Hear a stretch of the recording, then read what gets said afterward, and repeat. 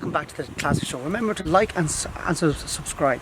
We have another beauty here for you today. It is a 1989 BMW 525i E34. What I believe is a rare and appreciating classic. As you can see, this car itself is in excellent condition with the right size BMW grille. They've gone completely astray with the new ones, but this one is lovely. The twin lights on either side, and coming down the side, lovely alloy wheels, which I believe look really classic and retro. Now this car back in the day was really ahead of its time. As you can see in here in the interior, it is a splendid, easy to use cockpit. The door panel is in the boot, but we will put it back on. You see, it is a 4-speed automatic with dual climate control, and all your vents and control of the windows very easy to use. But also the nice air vents at the side, which are quite simple, but they do work. Lovely. Moving forward to the rear of the car, we have a spacious rear seat compartment that seats 5 comfortably. It looks like in this vehicle it was never sat in, and or very rarely sat in, and it's very spacious and easy to use. Being this an 80s car, we have an ashtray on for all passengers in the car, in case they all take an urge to have a little cigarette. Moving back, we have another spacious boot with clean lines, very straight classic BMW lines on this car. You go open the boot, it can take your golf clubs with ease. How many golf clubs do you think this car can take, Peter? I say about three sets easily. So very easy to use with a full spare wheel in the back, and being a BMW, but they can't have this nowadays because health and safety will say, why do you give me tools to work on my car and hurt myself? A full set of tools to get you out of any bother. Probably changing a light bulb. Nowadays, you just call a man. It's the only way to do it. As we see, moving here, it's all straight and clean as well. And the car did come fitted with an alarm and a mobiliser. Now, as you've seen around the car, now we're going to go for a quick drive, and you can see what it's like to drive in this beautiful 1989 BMW 5 Series. Thank you very much. Hello, and welcome back to the Classic Show. Now we're going to go for a drive in a 1989 BMW E34 525i. It fires into life. We're setting off. We turn the radio down. All the controls are easily laid out. We've got the dual climate controls here. Now it's not air conditioning, it's just heating on both sides. All your different vents, your radio, your lights are here, fog lights are here, and we're ready to go. Overall, the quality of the car is built very well, and it's a lovely wee car to drive. And we're off.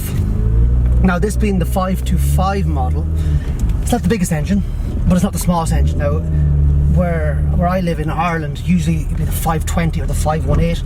The crappiest engine of the whole lot would be the most common ones, but this is a UK import, so it will be usually a bigger engine. We're now setting off. This is an automatic, a 4-speed, and it's away. It's a nice burble to the engine. And away it goes. We're doing 50 mile an hour. The car tracks straight, it drives brilliantly. It's also a lovely wee chassis setup, so it's very tight to drive. I just shut the sunroof there, which all works. It's surprising for a 1989 car. It drives splendidly. It's very comfortable. It doesn't roll in the bends or corners. It really is a sporty drive. Like back in the late 80s, cars were completely different in their characteristics. Like comparing this to a Range Rover of the time is completely different. But now, a lot of cars are kind of the same. You go Audi, Seat, Volkswagen, etc. They're all the same. They all the same characteristics and they're the same car. But back in this day, BMW was really a sporty drive compared to Mercedes, and you can feel when you're driving this. This is a driver's car compared to the other cars of the day. Now, this is a carbureted engine, so I don't believe it's fuel injected. I do believe it is a carbureted engine, but I'll have to check that. I do think so, but I will have to check that. It doesn't have auto. It doesn't have like cruise control or any of those luxury features that you kind of would expect on a luxury car. But of a car of this age, look, it's kind of not there, but it does drive really well. Now the MPG, I'm not quite sure on what it does. It says I'd be reading 40 miles to the gallon when you're coming down the road, and 30, but I don't know, I haven't checked the trip, so I can't really tell you what it does. But I'll just pull out here now. But we're away. I'll tell you now in a minute. 50 mile an hour, 55, 60. We're currently sitting at 60 mile an hour, 2,000 revs. It says we're doing 50. I don't know, but it's what it says. It's very quiet, solid, comfortable seats with different seat positions. It really is a good classic car. I do feel as well the values of these are on the up. These cars are going to become sought after vehicles, and I can see why. They have the classic BMW lines that seemed to be lost over the latter years of what has come along. This is a true BMW in all its form. Now the 3 Series of the time is more premium. This is more sought after, but I believe these are better cars. So if I was in the range for purchasing one, this is my one, but if I was in the range for purchasing another one, I would be going for a 5 Series over a 3 Series. Because even if you compare, say, an E-Class to a C-Class, as we did once when we travelled Europe, we took a C-Class down to a house in Spain, and we came back then about 2 weeks later. We hopped into an E-Class, and it's like chalk and cheese. It's day and night.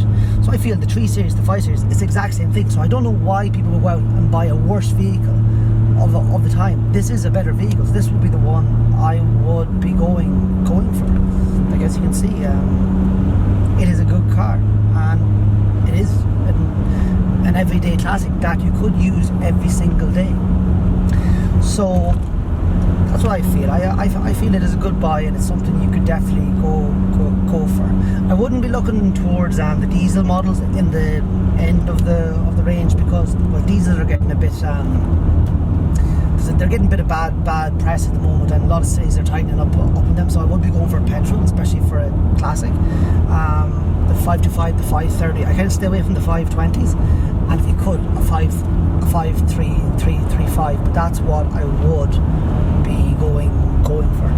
So, anyways, I hope you enjoyed my video of this quick review and test drive of a BMW E34 525. If you have any questions or comments, please leave them in the comments below.